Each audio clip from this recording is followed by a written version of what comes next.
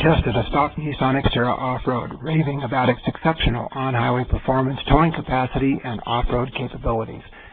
Since then, the Xterra has topped 50,000 miles, has been used extensively off-road, including a media event in 2007 in stock trim. It was modified for the SEMA show in late 2007 and used for a round of extreme all-terrain tire testing, then another media event.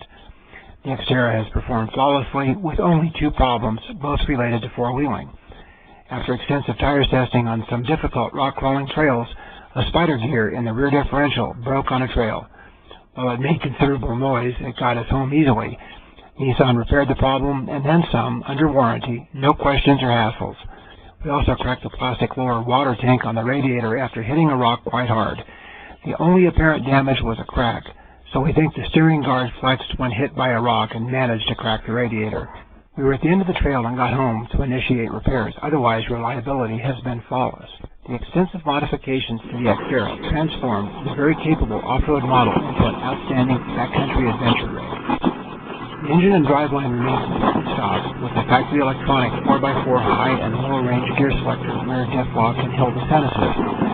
Only the suspension was modified, with other products added on for protection, recovery, and utility.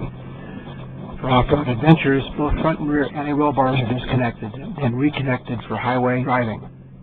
This is easily done on the Xterra, taking about the same time that airing down or airing back up takes. While the Xterra comes with sheet metal skid plates, we wanted more underside protection for the types of rocky terrain we drive. We selected the full complement of Schrockworks skid plates for the project. With the exception of the cat exhaust, nearly the entire underside is now protected from rocks. As it turns out, this is critical, even with a 2.5-inch suspension. Ground clearance at the front is still inadequate with the stock front tire size, and the addition of a heavy front winch bumper, winch, and twin compressor air system, which mounted inside the front bumper. The extra weight used up some clearance, so the underside front hits rocks all the time. As a driver, you must make a conscious effort to avoid rocks in the vehicle, even in areas where our Land Rover Discovery with a modest 2-inch lift and similar front-end gear easily clears mid-trail rocks. Having said this, the skid plates have done their job, as evidenced by the gouges and dings on them now. The Schrockworks skid plates have performed flawlessly, protecting critical underside components on the Xterra. The steering guard is from Calmini, and like the underside protection, has proven to be very effective, providing great protection and adding a very cool appearance to the front end of the Xterra. Calmini produces a great 2.5-inch lift for the late model Xterras. This kit uses stock front coils with a spacer and hardware, plus a camber correction kit. At the rear, shackles and an additional leaf spring help boost the ride height. Installation is relatively easy, but you do need a coil spring compressor for the front springs. Some of the lift was negated by adding some heavy hardware like the winch and winch bumper. Calmini makes a great-looking winch bumper for the 05 and later Xterra, and it is substantial, providing a strong anchor point for the Superwinch. It drastically improves the approach angle as well. It also takes a beating. Just before our tire test last spring, the X was rear-ended, knocking it into the car in front. The Jeep to hit the Xterra had the airbag deployed, so it was quite a significant hit. The rear of the little sedan was destroyed, but the Calmini bumper literally did not have a scratch. The bumper replaces most of the front-end sheet metal and plastic on the Xterra, and it's heavy, so installation, while not difficult, takes a little manpower and cunning. Calmini provided the rock sliders, and of all the protection components on the X, the sliders have taken the most abuse, completely protecting the rocker panels from damage. The sliders are substantial and very heavy-duty, requiring some muscle to install. The sliders are rigidly mounted, never flexing or bending, a great investment. The Calmini rear tire carrying bumper is also a substantial item. It is heavy-duty, strong, provides rear protection, improves the departure angle, and gets the spare tire from under the rig where it can sustain trail and rock damage. We are using a Superwinch EPi9 electric winch mounted to the Calmini bumper. We have used the winch extensively, especially in the snow where we pulled a stuck 6,000-pound truck out of deep snow. The truck would not budge with a direct pull, so we used a snatch block and estimated the load at over 14,000 pounds. The front springs on the Xterra were fully compressed before the winch was able to pull the truck free, but it did. We used the Viair Super Duty Onboard Air System part number 10008, featuring twin compressors and a 2-gallon air tank. This system has worked perfectly and gets used often. We have also driven air tools during our tire testing to change wheels and tires.